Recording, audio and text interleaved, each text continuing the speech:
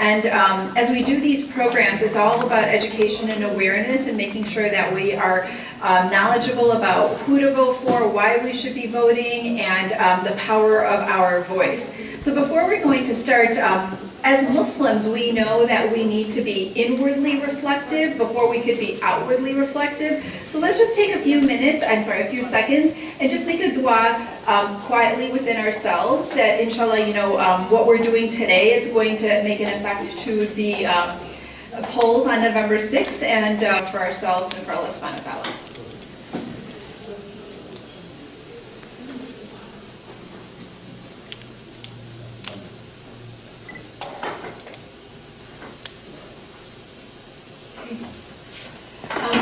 Like I said, my name is Dilnaz Waraj. I'm the Interfaith and Outreach Committee Chair. Every month we have different events. So this was one of the events that we're co-sponsoring with the Senior Committee. I just wanted you to be abreast of different events that are occurring so you could put it in your calendar. On October 26th and October 28th, MCC has a town hall. So we did a deep dive into understanding if MCC is inclusive to women, to youth, to young adults, to people with disabilities, to marginalized individuals. So Dr. Bagby, our third party, came in and did this survey with us. So the results will be on October 26th at 7 o'clock at MEC, and at 2 o'clock on October 28th right here at MCC. Then we have a dinner coming on October 27th at the White Eagle, and that's at 7 o'clock in the evening as well. Next very important day is November 6th. Make sure you vote on November 6th or you vote earlier than November 6th.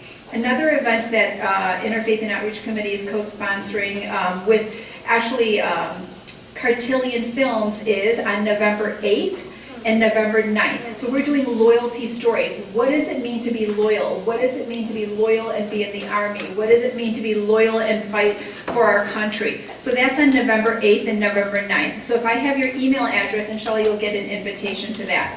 And now I'm going to pass it on to Brother Habib Abbasi, who is our MCC Senior Chair.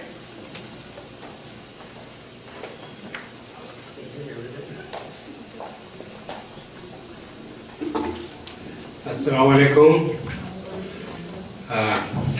As he said, I happen to be chairman this year, and I'm very happy, delighted to work with Dilara and other interfaith committee. And the only thing I will say, it is very important as wish we have more people, because we as a Muslim, all Muslim and American, get involved in the process in this elections thing. And it is really very bad thing, but people don't go out more. We talk a lot of things in the politics at home, on the dinner committee, distract children, but when it comes to the voting, we don't go. So I just believe like the last election we have, 2016, the importance of the senior, if you look into it, most of the seniors age 50 to 64, they voted 30% of vote. And remaining 65 to older, they were 15. All together come out like 45%, the senior, the voting in the election. But the problem is the remaining 30%, all other general people. So my request to all of you, please get involved, do something, get involved. We are not asking who you vote for, at least get involved in the system, so we will be sitting with the decision-making thing. We don't want to sit on the table, somebody make a decision for us, because our children and grandchildren will be here, and they will be here longer. They face the consequences of what we decide today. So it is good to get involved. Let's get in the system ourselves and do whatever you can. So there's so many avenues open. If you don't know, please come and talk to Dilara, come and talk to Bushra, and there's all these people here, those who know what to do. They will tell you what to do. You don't have to spend your money if you don't have to. If you want it, you can give donation, that's good, but inshallah, get involved. That's all my request. And thank you for Dilara. Bring me in here. I hope I will get my senior more involved. And because senior has the jewels of the community, because they retire, they have money, they have time. And they have to come, get involved. It is not good for it's good for them too. More you active, you get away from the disease and the problem. More you socialize, and when you do something, a small project, go around your block, ask people to register. I carry register all the time with me, and so it is a good thing to get invited, nothing to be special, you don't have to go to school. You just go some expert, those who do in the past, like sitting young lady here with a hat on, the American hat, I love that hat, hopefully. And those who can vote today, please, you can have access to vote. So early, there's no excuse not to vote, again vote. Thank you very much for coming, hopefully we will see more. Thank you.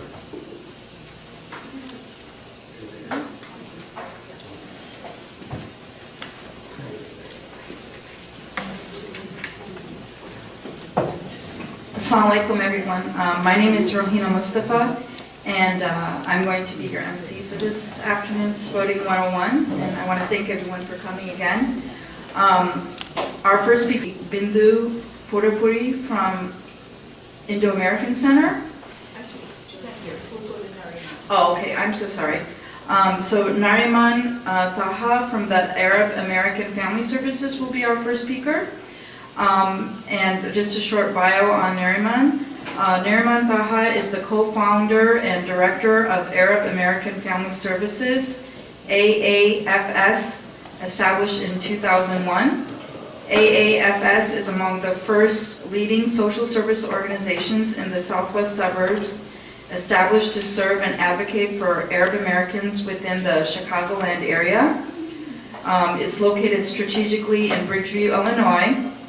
AAFS mission to change, impact the quality of life by serving and building stronger and healthier generations of Arab Americans in our community has created a profound impact on the lives of thousands of individuals and families. Nariman is a highly accomplished and passionate, motivated public service leader. She has a broad background in community development, social service delivery at the local, state, and federal levels, and as well as extensive experience in community affairs. If we would please welcome Nariman Taha. Thank you.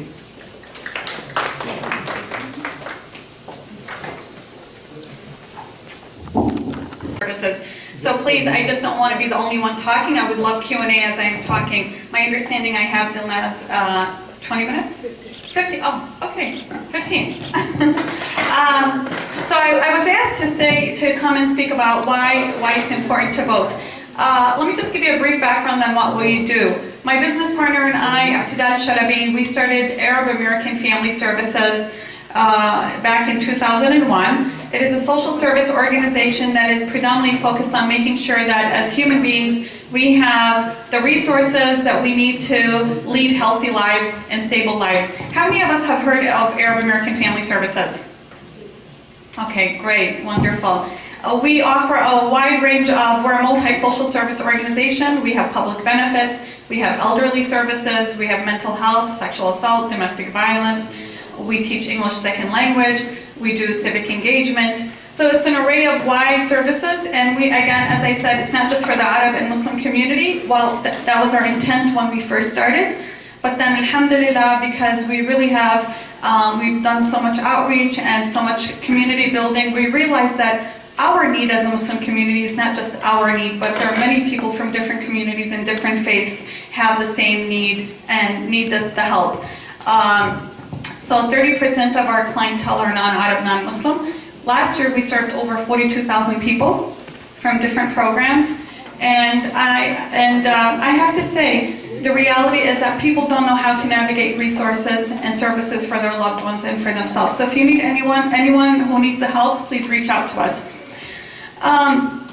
Get out to vote is, so let me ask, how many of us are registered in the room to vote? I'm so proud of everybody. Okay, how many of us in the room will be voting for the first time? Wonderful. How many of us have been voting?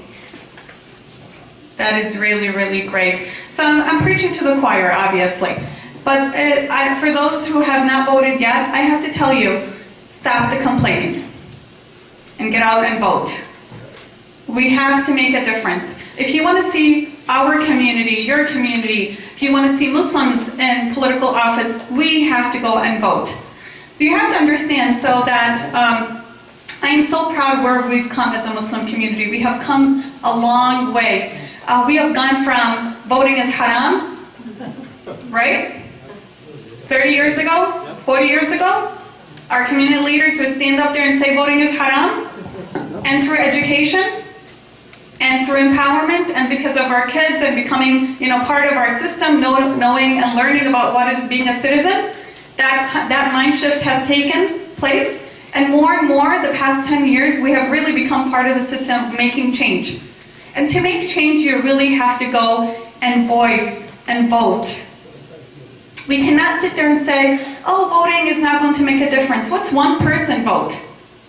We cannot sit there and complain. We cannot say, oh, that doesn't impact me. It doesn't impact me. Oh, everything impacts us as a society. Everything. Part of what we do is social services. So our programs, some of the funding that we get is state funding. And a lot of the work that we do and a lot of the services that we help provide to our community are in place. But a lot of times these laws that come down impact the services that we're providing to you and to others. So we do a lot of visits to Springfield. How many of us have visited Springfield before? Okay. I encourage you to always visit Springfield anytime. Take your kids, go and visit Springfield. Visit your local legislators, not only in Springfield, but locally here. How many of us know our state reps and state senators locally? Okay. Why do I keep saying why? Because we have to understand that visiting your local legislator, your state representative, your state senator, connecting with them, building a relationship is important. Because they begin to know you as a community person, they begin to care about your issues, they begin to understand your issues, and so when a bill comes their way, and a policy comes their way, and they begin to understand the mindset of their community members, their constituency, they either vote against it or for it. And that's why your voice is important. Any questions? Yeah, please. What about your organization? Do you have satellite offices? We don't, but that inshallah in the near future. This organization right here on the street over here, Montrose, there's some American, I don't know, but that could be a side conversation. We can definitely get to it. So for many of us, we have to understand that voting is a right. As a citizen, we have to go out and vote. What we have been doing for the past over 10 years is visiting Springfield. We have been connecting with our state representatives, state legislators. We have been telling them about the issues that are a concern to the Arab and Muslim community. One of the things, so a more recent issue for many of you are north side, but what we have been dealing with for the past year and a half on in the southwest suburbs, particularly in the Palos Township, we have an individual, a trustee, who sits on a township, and who, over the years, we found out that she has been putting posts on her Palos Township, public posts of racist remarks and comments against the Arab and Muslim community. Have you heard of this, the Brannigan? And if you visit our website and you visit Take on Hate, you'll see the videos. And her comments have been basically that hijabi Muslim women are undignified. She has been saying that why are these Arab kids, in our schools? So these are the comments that some of, for her in this case, she's been posting on the township. The reality is, can anyone tell me by how many votes she was able to get in? Well, the first position, just to give you a history about her, the first position she was appointed, and I believe the second position that she got in, and I just want to check my information, but I believe she got in with 89 or 100 votes. Now, I can tell you there are much more Arabs than that. And do you know what? We've been coming every month to the Palos Township and really voicing our voice and saying this is who we don't want her to represent us. This is not someone we believe that cares or loves the community. So what we plan on doing when her election comes up is to vote her out. You want elected officials that represent you. You want elected officials who care about you. And not necessarily Arab or Muslim, but people of other faiths and other communities who really care about your issues. And that's the power that you have. What we have been doing also, we have Get Out the Vote for Us as a project. We have been registering people to vote as an organization. We have been doing pledge cards as exactly as Dilnaz had you sign. Some of you were writing your addresses. Kind of save the date, go out and pledge on November 6th. In just about 2 months, 2 or 3 months, we have registered over 300 people, registered voters. We have over close to 1,000 pledge cards, reminding them to go out and vote. But this is work that we've been doing for the past 10 years. We've done a lot of meet and greets with elected officials. Some of us, so as a community, as a mindset, sometimes, a lot of times, we care about election only when it's on the national level. Only when presidents are running. Right? We all tune in. But the reality, the most powerful votes are local elections. That's where you really need to focus on and make sure that your voice is heard. So in elections, and a lot of times when elections, so November 6th is coming up, and you'll see a whole ballot of lists of people, whether it's from the governor to the attorney general to you name it. And then you see a whole different list of other names, from judges to water reclamation and so forth. But it doesn't stop here, November 6th. It doesn't stop here. There's also local election, which will be coming up in April. So the election process doesn't just start, take place every 4 years and it stops and then we go back again after 4 years. It's an ongoing process. Many of you, anyone sits on the school board? Their local school board? Village? Anyone sits on their village? Anyone sits on libraries? No libraries. Water reclamation? So these are impactful, powerful positions. Don't think that you have to only run for a governor or it has to be a presidential candidate for you to vote. No, you have to start here locally in your community. You have to make a difference. If you don't like something in your school, what do? Go to the meetings, attend the meetings, engage, volunteer, connect, build relationships, get to know your teachers, get to know your superintendent, get to know the board. And if you still can't get your voice heard through that, then you make a decision and say, I'm going to run. Because that's what has to happen. It has to start local for it to change up here. When you don't like what's happening in Congress, what do?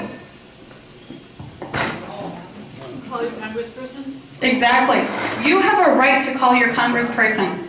You have a right to call your state rep. You have a right to call your state senator. Connect with them. They would love this room here. They would love to be invited to something like this and say, connect with us. Talk to us about what's important to you and what's important to us. Get them to hear your voices. Because at the end of the day, believe it or not, your one vote can make it or break it for them. Whether they win by 90 votes or whether they win by 9,000 votes, that one vote, your vote, makes a difference. And if you're a citizen, as Muslims, this is what boggles me half the time. As Muslims, it is our duty. It is our duty to make the place that you live in a better place. It is our duty to be part of the society that we live in. It is our duty to engage. It is our duty to make a difference. It is our duty to empower, to educate. And we can't operate in silos. We can't work in separate. We care about other communities. We care about other people as much as we want them to care about us. So one of the things that I'm very passionate about is I don't want to elect someone because they're Arab and Muslim. I want to elect someone because they care about and have the same values as I do. That when I'm in the room, I want health care. Who doesn't want good health care? Right? Who doesn't want clean streets? Who doesn't want good schools? Is that just a Muslim thing? Is that just an Arab thing? Is it just a white thing? It's all of us. So we don't need to wait until it's presidential elections to vote. Every election we should see the Muslim community go out and vote and make a difference. And again, when you don't like something, pick up the phone call and call. And if still, when a Congress or an elected official is not listening to you, you make a meeting like this, and you go to their office. You have a right to walk in and voice your opinion. If they don't listen the first time with an appointment, make sure that you go and, sure as hell, go stand in front of their office until they meet with you. Because that's the only way you can make a difference, is to be heard. And to be heard, you need to vote. I can disagree and agree with you. At the end of the day, your voting is what's going to make me listen to you. So, I know I'm preaching to the choir because most of you, 90%, who's again not registered to vote? Okay. Anybody need to register or change your address? Seriously, we're here to help you out, Yeah. And if you need a ballot, and you're not going to be around November 6th, Mary is here. And if you need to know where to vote early, Mary can help you with that as well. And again, as Muslims, I am at this point in my life, don't tell me you're a Muslim and you're not voting. If you're a citizen, and if you're a Muslim, you need to go out and vote and make a difference.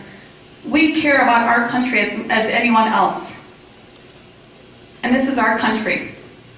And again, if you want the best for the generation to come, what we vote on, these policies that come down hurting our community, we have the power to change it. Who's not proud of Rashida Tlaib? Who's not proud of Ilhan Omar? Who's not proud of Bushra? Who's not proud of our candidates that are running? We have a young lady who's supporting Abdel Nasser. When we identify people with, like us, the same values and the mindset, we know that we're entrusting them to make the right policies that will impact us in a positive way. So, I'm going to stop here. I feel like I've taken up more than 15 minutes. Ask questions. Yeah, please. Anyone have any questions? You know, you can explain to people that they don't have to have voted for that person. When they call their office, they say, I'm one of your constituents, and that's it. Absolutely, absolutely. Don't think just you call your elected official only if you voted for them. Even if you didn't vote for them, but they become that person in power and that person in office, you still have a right to call and make sure that your voice is heard. You are their constituency. I always say this, they work for us. We don't work for them. Yes, Bushra. How would you encourage people who are not citizens, for example, or aren't eligible to vote to get involved in the electoral process? There's so many opportunities. If you're, let's say if you're not 18 or if you're not a citizen and you would love to help out, there are volunteer opportunities. Elected officials love. One of the things that they're currently doing right now, a lot of phone banking. So Abdel Nasser is having phone banking. I know our office is doing phone banking. Not to, again, as a nonprofit social service organization, we cannot tell you who to vote for, but definitely phone banking to remind you, please get out and vote. There are many opportunities. They can canvass. For those who don't know what canvassing is, a lot of elected officials will go around community neighborhoods and knock on doors and talk to people. They need many of us to do that for them. If you can't put in time and effort walking or phone banking, you can donate. Every little penny helps elected officials. If you have a skill, if you love writing, you can do newsletters for them. You can, if you know, for example, we do a lot of meet and greet. We invite those elected officials into our homes, into our communities, and we make the space for them to come and talk to our family and friends. There's so many ways to get involved. You don't have to be rich and donate to help an elected official. If you don't have the means, but you have the time and effort, the skills, they're always looking for people who want to give back to their local community. Again, you want to support an elected official that has the same values and mindsets as you, and someone who cares about you and your community. And when I say the community, keep in mind, not just the Muslim community, but all communities who want the best for themselves and for children. So, depending on what skill you have, I say look at yourself, how you would like to help out that elected official, and go up and ask. We're always afraid to ask as a community. The power of asking is unbelievable. Go up to the elected official and say, or go to visit them, and say, what would you like us to help you out with? You just said something about donating. I actually was noticing like a lot of my, neighborhood friends are constantly donating. And I had started asking, people are donating like $10, $25, and they think they're big donors. So it's not like you need to give more than $25. You're still a donor. So can you talk a little bit about donations? Absolutely, absolutely. For the Muslim community, I'm always shocked by, people think that if I don't give big, then it's not huge. My impact hasn't made a difference. I will tell you, I've gone to meets and greets, and I would ask the elected official, what's your average donation? For a Congress, someone we knew, a friend was running for Congress, and her average donation was $27. That was huge. We all have $27 to give. I'm pretty sure your kids buy Starbucks 4 times a day, right? 4 times a week. So, I mean, it's not, we need to change our perspective on giving. We need to change believe it or not, volunteering not only comes in cash, but it comes in time and effort. If you have a skill, if you have a knowledge, if you have something to give back, volunteering, walking the blocks, calling friends to vote for this person. But again, going back to money, sometimes it's 150 bucks, sometimes it's $5. They appreciate anything, like they say, penny on penny ads. So thank you, Dilnaz. It's not the big $1,000, $5,000, or $10,000, or $100,000. It's not. The fact, actually, there's a saying that says visibility is power. Having you connect, building relationships with your local elected officials, building that base, being there is power. And it puts us as a community on, like we say, on the map. When we were as an office, I remember years ago, we would visit our elected officials and say, we're from the Arab American community, we service this number of people, and they would look at us and say, there's an Arab community here? This is in the southwest suburbs. We're like, yeah, it's huge. Don't you see us roaming the streets?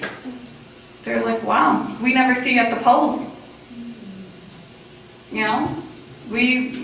A lot of politicians and legislators would say we never realized that there's a large Arab community. Oh, and then the second conversation would follow, well, but your community doesn't vote. So why should we care?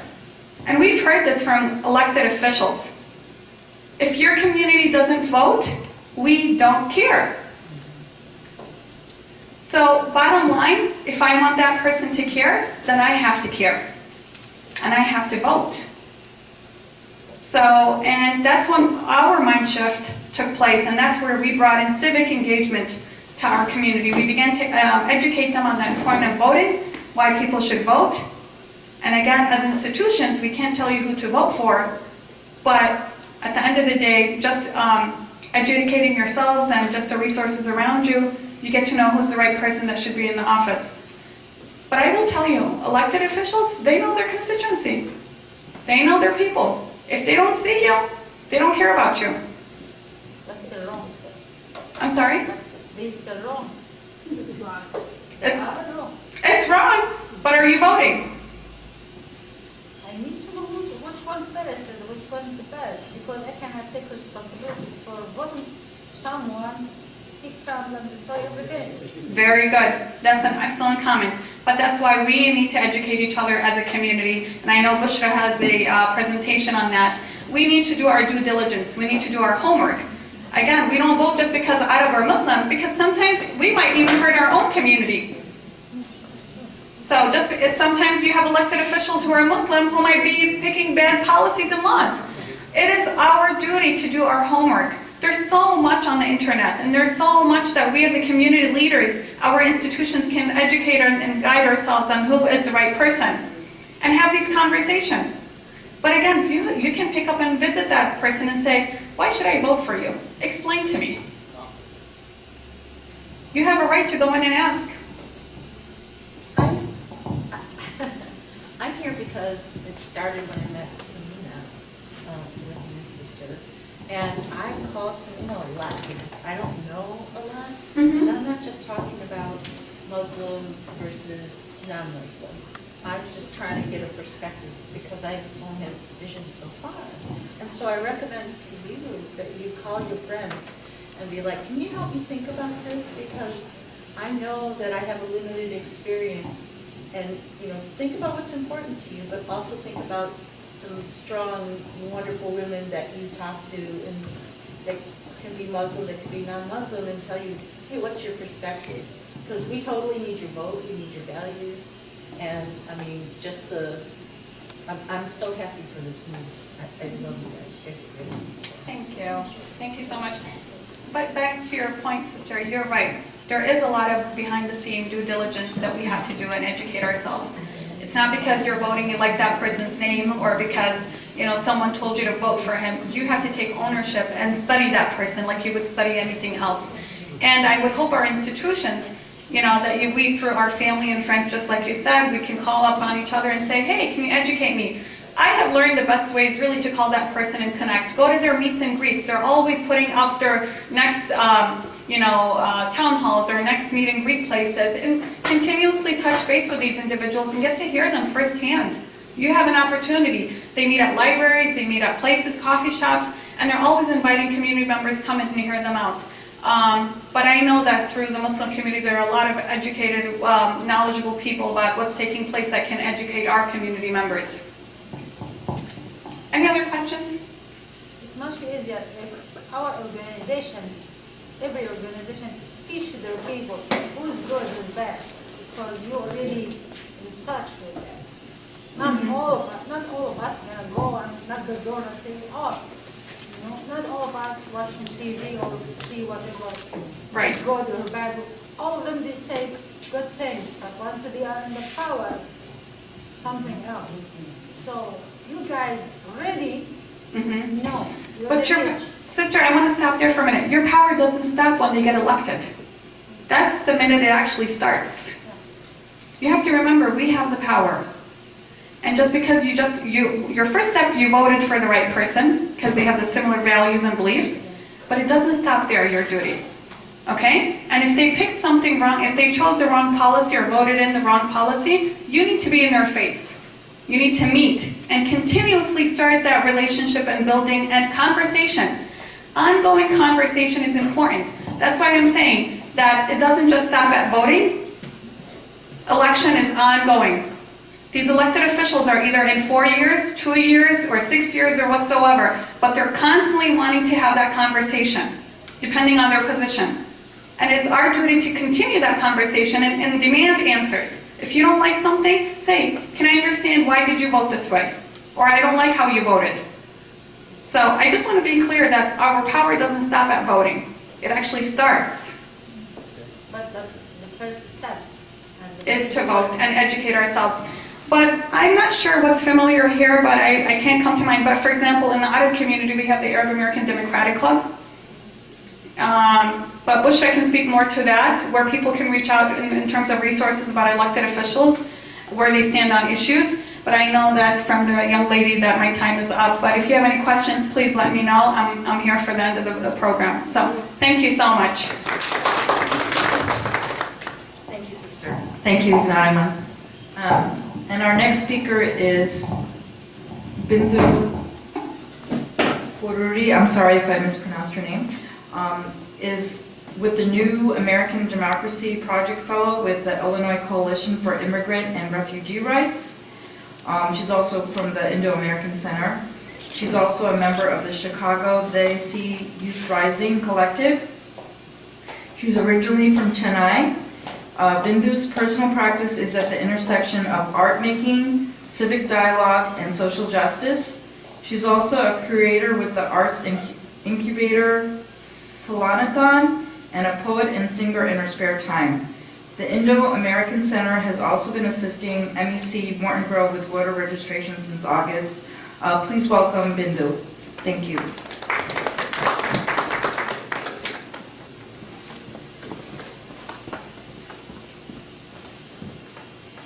Assalamu alaikum, everyone. I feel like you've said pretty much everything that needs to be said. I don't know that I have terribly much to add on to that. No, it's really fantastic. I think you made some really important points, and like you said, I believe that the people in this room are already civically engaged folks. It makes me want to ask the question what we can do to activate our family, our friends, our neighbors, the people who are not in this room today. If we already understand what the importance is of voting and what the importance is of engaging with our representatives, then it's also time for us to ask the question, why don't others feel the same way? What is it about, in my case, I'm thinking about the South Asian community more largely, the Desi Muslim community, and the Muslim community at large. What is it about our friends and neighbors, our community, that makes them feel like voting is not an important part of their lives? If we already know this, if we already know why it's important to us, how can we start building the bridge of understanding between us and the people that we care about so that they can also become civically engaged citizens? I think this answer changes from person to person, and it starts with the question of what is keeping them from voting? What is keeping the people in your life from voting? I wonder if anybody has any thoughts about that off the top of your head? If you have friends and family who do not vote, do you feel like you might know what is stopping them from voting? I'd like to know. You'd like to know? I'd like to know what stuff now. Yeah? I know a lot of senior and college students, and they think their vote doesn't count, and no one really cares if they vote or they don't vote. Right. There are a lot of people who think their vote doesn't count. Anything else? I hear all the time, they're like, I don't want to get called for jury duty. I don't want to get called for jury duty. I don't want to get called for the draft. I don't want to get drafted. Yes. Anything else? They're not even drafting anything. They're not drafting. If you're a citizen, you're going to get called for jury duty. We already, as you've mentioned, we already know the answers to all of these questions. So again, where's the disconnect? I think for me, the answer to that lies in whether civic dialogue is a part of our everyday conversations between us and our family members. I think I grew up on American TV where it seems as though it's like a natural thing for white American families to be sitting in their living room and just talking about their representatives and talking about politics and talking about what their personal connection is to politics in their living room with their families. And there are many reasons why we don't do that. Immigrant families, people who are descended from immigrant families, there are so many reasons that lead up to us being civically disengaged. Even if the individuals in this room, we all feel civically engaged, there are so many reasons why this room is not full of people who are just as civically engaged as we are. And it's important for us to ask that question because we're the ones who have already made it to that point of understanding. It means that we have more responsibility than the other people in our community. Do you agree with that? Yeah? And so we should start thinking about what it means for us to casually, regularly include conversation about electoral politics and our representatives into our everyday conversation. Do we need to be experts in order to do that? Definitely not. We just need to be like, I don't even know who the representative is. What is a representative? What is a senator?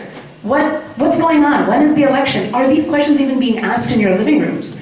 Are they being asked at your parties? Are they being asked when you're walking out of afternoon prayer, And why aren't they being asked? Another reason I know is a language barrier. A lot of people feel like they can't engage with the voting process just because they can't fluently speak the language that is necessary in order for us to comfortably vote, which is a problem, which we all already know about. What do we feel like we are doing with the people in our lives, our immediate circle, AKA if every person in this room decides to talk to the 5 people in their family, 5 people at their mosque, and 5 people in their neighborhood, that's hundreds of people activated immediately, and that's not too hard for us to do. And so that's something that I'd like for us to meditate on this afternoon. When we walk out of this room, I want us to be able to think that it is not a big deal, and it is not incredibly difficult, and it is in fact something that should become part of our daily lives for us to engage in civic dialogue about the electoral process with the people who we love and the people that we care about. And that is in fact where change begins to happen. Bushra is also going to be talking about specifically who the candidates are on the ballot, so I'm not going to talk too much about that. I know that that is another reason why people don't vote, because we don't know what the ballot looks like. It's really intimidating. The process is weird. None of our family members have done it, so we don't have people constantly talking about it, right?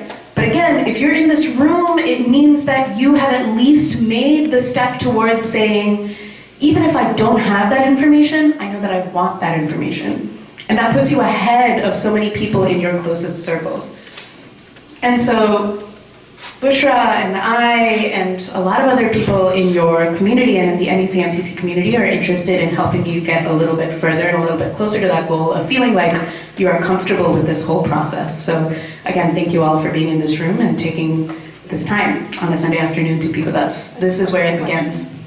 Yeah. Question and answer, so you can ask people questions. Yeah, if anyone has any questions, I can also give just a small bit of information about Indo-American Center. We are up on Devon Avenue in California. We started in 1990. We are a small neighborhood-based direct service agency. We offer a lot of the same services as Arab American Family Services. And we cater to immigrants from all over the world, but we started off with the intention to cater to the South Asian community. And we also offer citizenship assistance, immigration legal services, English classes, citizenship classes, workforce development, and we very recently started our own sort of neighborhood-based civic engagement program. So this is kind of the beginnings of that. And when Bushra speaks to you about your particular candidates and who might be on your ballot, I did want to offer, again, as a potential solution to what has been brought up about, like, I don't know who's good and I don't know who's bad. That is a very legitimate concern, and it is in fact probably one of the biggest reasons why people don't go out and vote. There is an organization that we are partnered with called Ballot Ready. If folks want to take down the name of this website, or if you have a smartphone, you can pull it up right now and it'll be very, very helpful for the next presentation. So I'll give people a second to take out their smartphones, and if you can open up your web browser and go to www.ballot, BALLOTREADY.org, ballotready.org. This is a phenomenal effort started by folks in Chicago, friends of the community, who are interested in solving the very problem that we've been bringing up, which is that we don't know who's on our ballot and what they stand for. And this lack of information stops a lot of us from voting. So on ballotready.org, especially if you're pulling it up on your phone, it's extremely easy to use, which is fantastic. If you put in your address, it will generate the ballot that you will see when you go and vote in your precinct on election day. Not only will it pull up the ballot, not only will it show you all of the positions that are running, all of the candidates who are in those positions, it'll also show you, to the best of public knowledge, what their positions are on different issues that are important to our communities, like healthcare, like gun control, like violence, like immigration reform, like gender equity, all of these things that are important to us.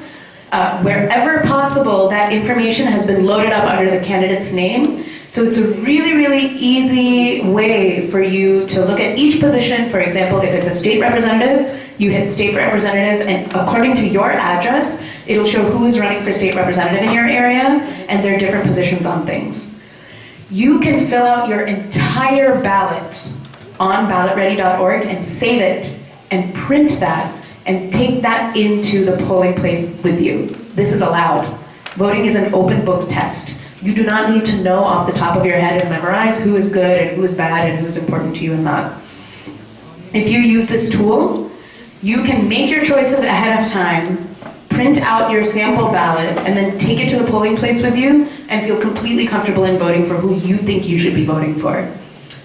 If you want to get together with your family and get together with your friends and do this as a family or do this as a group of friends or do this as a community, all the better. You can all talk to each other. You can fill in the blanks in case something is missing. You can make a phone call to a representative if you want to know the answer to something. And you can fill out the ballot. It takes like maybe 20 minutes, y'all. And then when you go into the polling place, it'll be super easy for you to fill out your ballot and you will be done with your civic duty for that day. Yes?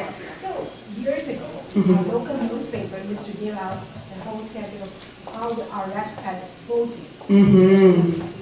Now that I don't see that. Is there any organization that does that, how they voted on different subject areas?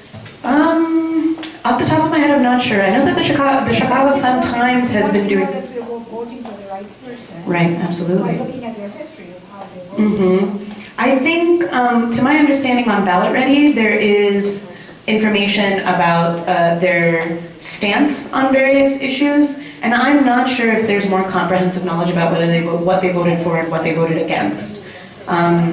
That's a really good point, though. I think the Chicago Sun-Times has been doing some coverage of candidates in that sense, in terms of like thinking a little bit about their voting history. But you're correct in that there isn't like a super comprehensive guide. And It used to be there.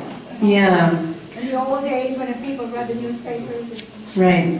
Let me do a little bit of research and see if there's, unless anyone else in the room already has an answer to this, in terms of, I would just say the existing community organizations have been doing that homework for their community members. That's why I was asking, what's their, what community organizations are around here is doing that? yeah. Let me do a little bit of research. I can get back to Bushra and she can get back to you. That's an important question. I think the Ballot Ready app is a really great start though, for sure. And then you can always go back to certain candidates that you feel unsure about. And if you Google those candidates' names, I'm sure that there's a lot of information about it. I realize that that's not the most convenient method, but I'm glad that you're thinking about that. Any other questions? Okay, thank you for your time. I appreciate it. Thank you.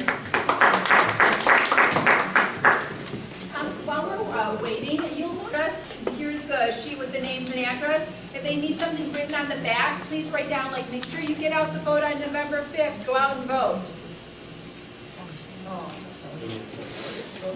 Thank you, Dilnaz, for that reminder, and also thank you, Bindu, for your interesting perspective from the different communities as well. Our next speaker is Bushra Amiwala, and Bushra is a junior at DePaul University and is the youngest and first Muslim person to ever run for the Cook County Board of Commissioners. Her primary was in March in a 3-person race where she came in second with 30% of the vote.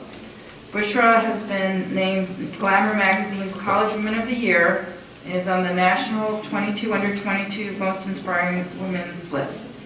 Bushra has been a driving community engagement and involvement in politics and hopes to keep the momentum going beyond 2020 elections and beyond. Thank you so much, and I'm going to turn the floor over to Bushra.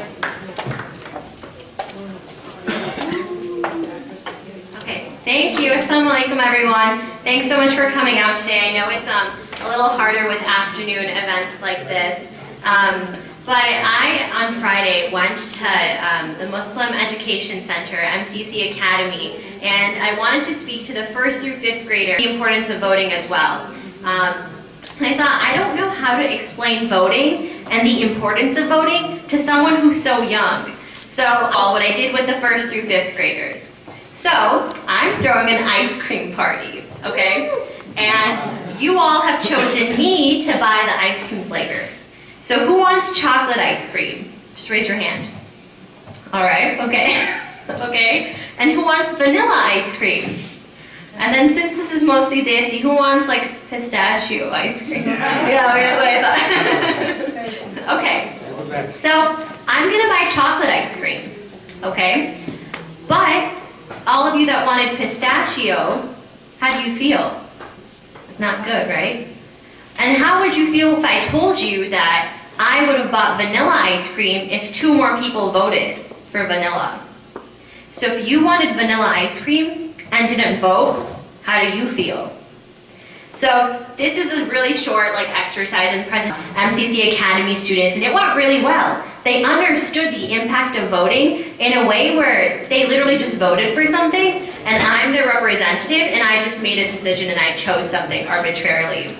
And the point of this was that I gave everyone a postcard to write to their parents to remind them to vote. So they wrote their home address, they wrote mom, dad, mama, baba, ami, abu, please vote. So I'm going to pick those up on Monday and going to mail those out. So just to give you all an overview, one of the questions that I asked was that how can people who aren't old enough to vote, or people who aren't citizens or aren't registered to vote, how can they get involved?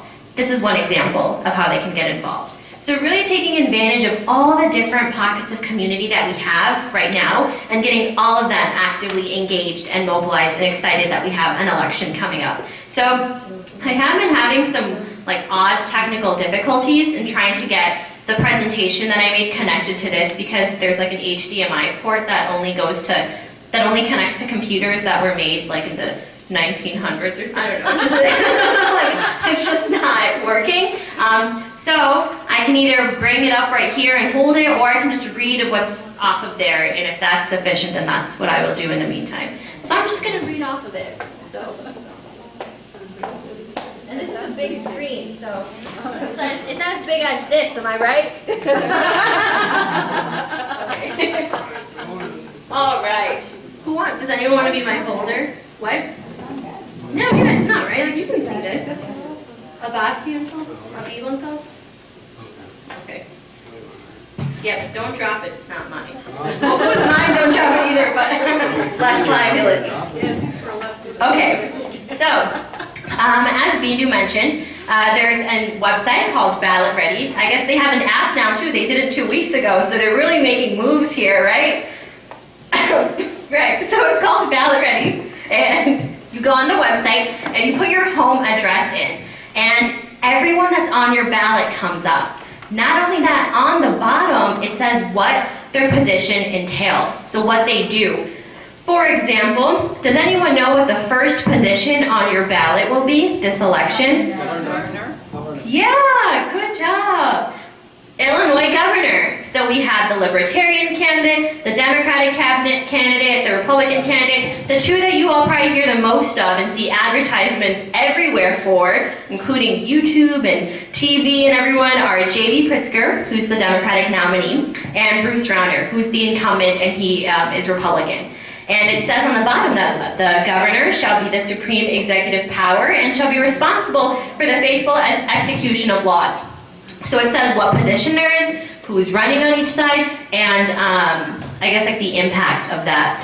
And then you can also go on this website called Ballotpedia, and it has what everyone has voted on in the past too. So I know we were asking for that information. So it's like Wikipedia, but it's ballot instead of wiki. So yeah, it's all following the same trend. Okay, the next person who can guess correctly, so raise your hand, what the next position is after Illinois governor gets a free shirt. Does anyone know what it is? Attorney General? Attorney General, okay, is it? Nice.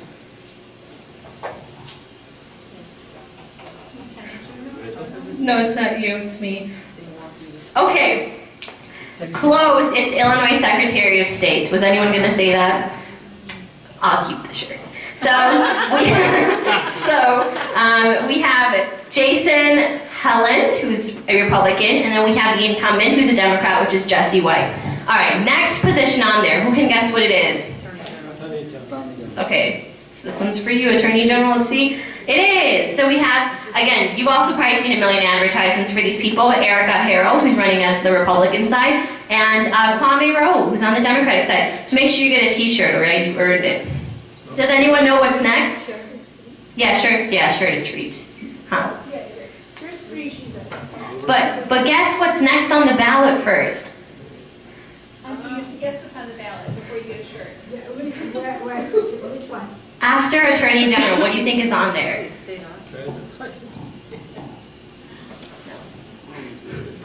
Okay, yeah, it's Illinois State, yeah, just all take shirts. It's Illinois State Comptroller. So we have Susanna Mendoza, who's the incumbent, she's a Democratic, and then the Republican nominee is Darlene Senker. Haven't seen an advertisement for her though, so that's different. And I just went through sort of the top 10 positions on here, just because I felt like there would be the most overlap between the people in this room and what would be in our bag. So we have the Illinois State Treasurer, and then it's State Senate, and then it's Illinois House of Representatives, and then U.S. House of Representatives. So that's it. So those are the 10 positions I put on there. You can go to ballotready.com, put in your home address, and then go to Ballotpedia, remember like Wikipedia, but ballot, and then look at what people have voted on in the past, what some of their past advertisements are. So yeah, write these down and go do your research. And again, it does end up taking like 15 or 20 minutes, but you know, divide and conquer. Make like half the people in your family look through the top parts of the ballot. Make sure like someone else does the lower half and stuff. So again, thank you all for coming to this event. We really wanted to show how accessible voting can be with all of these resources that actually weren't even around like even just 2 years ago. So the point of this was to open the floor for questions, and any excuse that could have been no vote, we wanted to have like a resource for that. So does anyone want to try me? Anything else? Oh God, okay. Yes? House of Representatives stance? Oh yeah, good. Yeah, definitely grab a shirt before you go, yeah. You were right. We finished the PowerPoint through, but yes, that was next. Because I'm thinking, I'm so sorry, but it's a big thing for me, anti-Donald Trump, when we need our House of Representatives. Yeah, exactly, yes, checks and balances, of course. We definitely need to make sure that people who are local within our community that we're electing to represent us do, you know, stand up for what we believe in as well. Why is it important for us to vote early, or is it better for us to just vote on November 6th? So should we wait till November 6th, or should we do it right now? Yeah, we are so lucky that we're in a state that has early voting available and so easily accessible. And Illinois is one of the few states where you can register to vote on election day or through early voting as well. So early voting has begun. You all can literally go to Skokie Town Hall, even if you don't live in Skokie. Anyone can go to any early voting site because it's electronic and vote. So do it sooner rather than later, just because that way you don't have to take your work schedule into account. Or if it's suddenly raining and you don't want to walk in the rain because it's raining on election day, like you have already gotten it out of the way. And you get to walk around with your sticker when no one hasn't gotten theirs yet because it's almost a little exclusive, right? You can look it up on the computer too, so if people want to get like, I live in this neighborhood and get in. Yeah, so you can also do that in Ballot Ready. You can find your polling place on Ballot Ready as well. Anyone else want to try me with an excuse as to why you shouldn't vote? One thing that you want to point out to people is this year MCC and MEC are both polling places. Yeah, exactly, that's so exciting. So I was talking to the 39th Ward Alderman, which oversees MCC Elston, and they said this year they're making MCC Elston a polling place as well. And in the past, MEC Morton Grove has already been a polling place, which is so convenient for a lot of us. But that's only on election day. So if it does, it's not an early voting place, but on election day at least. So it's nice because you're familiar with the place, you know exactly where to go and how to get here and stuff. That came through advocacy from the community members. So the power of advocacy and the power of engaging and having conversations. Yeah, thank you. Thank you for that. Yeah, of course. So any other questions? Okay, Rohina, would you like to do the closing? Yes. Yes. Yes. Okay, thank you. Yeah, I will take Know that we're very thankful to everyone to have spent their afternoon with us and participated and help us in this endeavor. If we can just reflect a little bit on some of the things that everyone has said. I know that Nariman, when she first talked, some of the things she talked about was, voting is not haram. And we as Muslims have to be engaged in our communities. So that was very important. And she said, know who your representatives are at the local, state, and federal level, not just, the president, but every office is important. For the person who's elected, you still have the right to go to that person and ask them for help at any local, state, or federal level. So that's something important that I think everybody should be aware of. And then Bindu brought up some good points about the Ballot Ready and asking 5 people that you know to vote. And you can go to ballotready.com ahead of time and print your ballot. So that's something new that we didn't have before.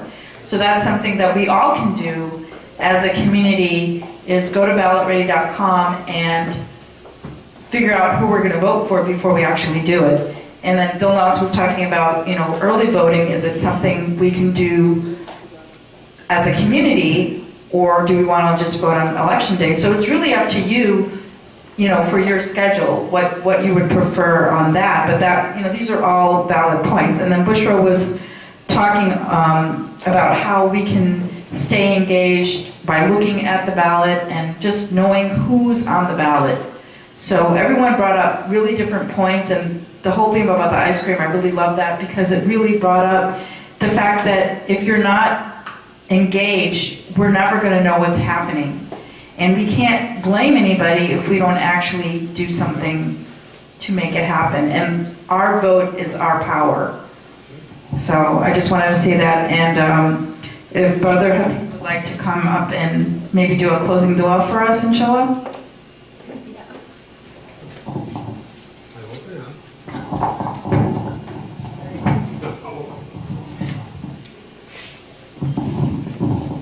Thank you, Jazakallah Khairan, for everybody. Alhamdulillah, we wish we have more people, and whoever here, that's good. Talk to someone, your friends, your parents, or whoever you find, let them know how important it is to vote. That's all I'm going to say. A'udhu billahi minash shaitanir rajeem, bismillahir rahmanir rahim. Alhamdulillahi rabbil alameen, ar-rahmanir rahim, maliki yawmiddin. إياك نعبد وإياك نستعين اهدنا الصراط المستقيم صراط الذين أنعمت عليهم غير المغضوب عليهم ولا الضالين آمين. جزاك الله خير. Please take the snack with you, eat it,